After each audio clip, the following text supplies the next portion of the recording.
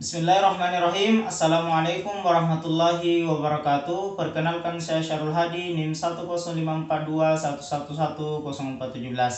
Baik, pada kesempatan kali ini saya akan melakukan keterampilan tentang krikotiroidotomi.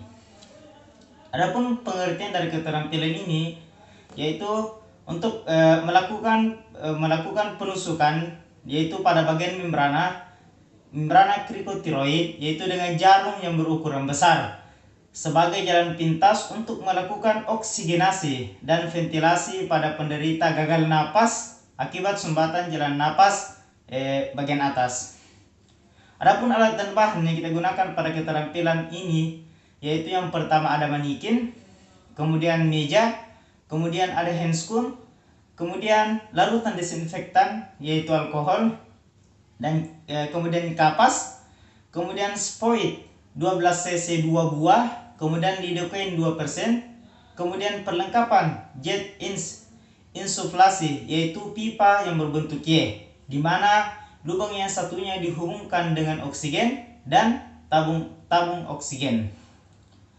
Kemudian selanjutnya itu kateter intravena yang berukuran 12 sampai 14 buah, 2 buah, kemudian kaca steril, kemudian salep antibiotik, kemudian plester, kemudian wastafel untuk mencuci tangan.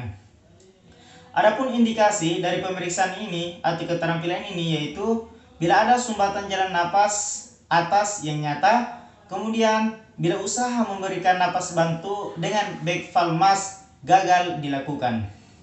Adapun persiapan awal pra pemasangan yaitu yang pertama kita periksa semua kelengkapan alat apakah lengkap atau tidak, kemudian hubungkan selang oksigen dengan salah satu lubang pipa Y, kemudian kita pastikan oksigen mengalir dengan lancar. Kemudian pasang kateter intravena yang berukuran 14 pada spoit 12 cc. Kemudian kita lakukan disinfeksi daerah leher dengan antiseptik. Kemudian kita palpasi di bagian membrana krikotiroid yaitu bagian anterior antara kartilago tiroid dan krikoid. Kemudian kita pegang trakea dengan ibu jari dan telunjuk yaitu dengan tangan kiri agar trakea tidak bergerak ke lateral. Kemudian dengan tangan yang satu untuk menusuk kulit pada garis tengah yaitu bagian atas membran krikoidea ukuran 12 sampai 14 pada semprit. Yaitu untuk memudahkan masuknya jarum, maka kita bisa melakukan insisi kecil yaitu di tempat yang akan kita tusuk nantinya. Kemudian kita arahkan jarum dengan sudut 45 derajat ke arah kaudal. Di sini kita lakukan secara pelan-pelan. Kita tusukkan jarum, kita sambil mengisap semprit. Bila transpirasi udara atau tampak gelombang udara pada semprit yang terisi, itu menunjukkan jarumnya sudah masuk ke dalam.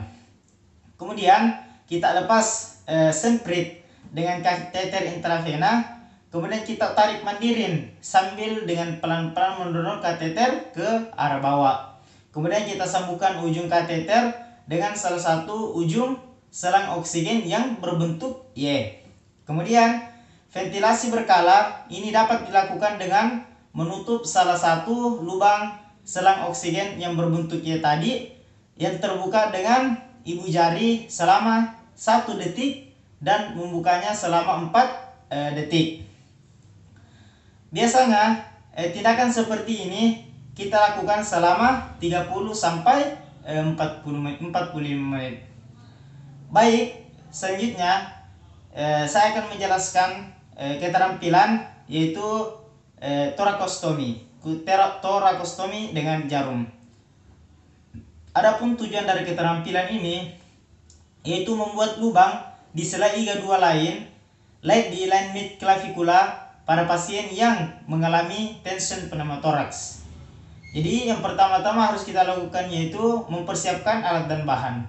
Yaitu yang pertama ada handscoon, kemudian ada manikin, kemudian ada larutan desinfektan, kemudian spoit 12 cc 2 buah, lidocaine 2%, kateter intravena berukuran 12 sampai 14 2 buah, kemudian cairan NaCl 0,9%, kemudian wastafel. Kemudian kita pasang kateter intravena dengan ukuran 12 sampai 14 pada spoit 12 cc. Kemudian setelah itu kita melakukan cuci tangan dan menggunakan handscoon. Baik, setelah itu kita masukkan kita masuk ke dalam tindakan torakostomi jarum. Baik, yang pertama kita lakukan disinfeksi daerah pada daerah yang kita suntik dengan antiseptik. Kemudian kita identifikasi pada bagian selega 2 pada daerah di pertengahan klavikula. Apabila pasien sadar bisa kita suntik anestesi lokal. Kemudian kita lalu tusuk jarum yang sudah dihubungkan dengan spoit, yaitu bagian atas dari kosta iga sampai keluar udara. Di sini kita mengetahui adanya udara apabila terdapat gelembung-gelembung air pada spoit. Adapun pasca pemasangan, di sini kita bisa mengevaluasi kembali pernapasan pasien, apakah pasien keadaan membaik atau tidak. Baik, mungkin ini yang bisa saya sampaikan pada kesempatan di video kali ini. Billahi fisabilil haq, fastabiqul khairat. Wassalamualaikum warahmatullahi wabarakatuh.